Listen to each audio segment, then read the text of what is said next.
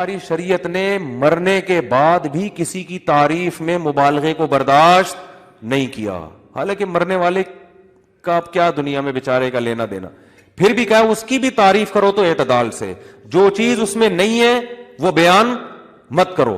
ہمارے یہاں کوئی مر جائے پھر آپ دیکھو حضرت ایسے تھے، حضرت سے تو بڑا دنیا میں کوئی پیدا ہی نہیں ہوا، اس کے بعد جانے کے بعد اچھا ہمیں تو اب پتہ چلا حضرت اتنے بڑے تھے۔ مخالفین بھی کہہ رہے ہوتے ہیں بہت ہی بڑے بزرگ کا انتقال ہوا اس دفعہ تو بھائی، بہت زیادہ، بہت ہی بڑے۔ صحیح حدیث ہے کہ میت سے پوچھا جاتا ہے بتا کیا واقعی تو ایسا تھا جو تیرے بارے میں لوگ یہ کہہ رہے ہیں، واقعی تو ایسا تھا؟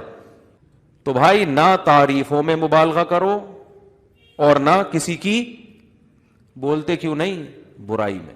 کسی کو پاک ہونے کی طرف منسوب مت کرو، کیا مطلب؟ کسی کو یقینی طور پر 100% نیک قرار دینے کی کوشش مت کرو۔ کیوں؟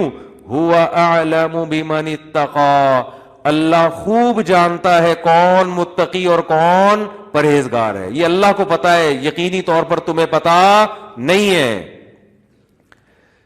اتنی واضح قرآن کی آیت ہے بھائی، اس کے بعد بھی ہم کہہ رہے ہیں فلاں سے بڑے تو دنیا میں بس وہ تو سیدھا جنت میں، وہ مرے کیوں؟ اتنے نیک، اتنے نیک، اتنے نیک، آدمی کہتا ہے پھر ان کو تو جانا ہی نہیں چاہیے تھا دنیا سے۔ بس بولو بھائی، ہم اپنے گمان کے مطابق یہ خیال کرتے ہیں کہ بہت نیک تھے، ہماری رائے کے مطابق ہمارا خیال ہے کہ انشاءاللہ اللہ ان کی مغفرت کرے گا، اور یہ ان کے اوصاف تھے، یہ ان کی خاصیتیں تھیں جو واقعی تھیں، ان کو ہائی لائٹ کر دے انسان۔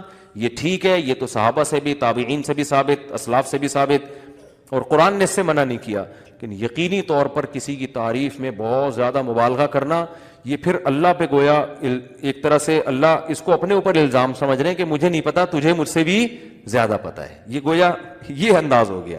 تبھی اللہ کہہ رہے ہیں ہوا عالم، اللہ کو پتا ہے بھائی کون نیک ہے اور کون برا ہے۔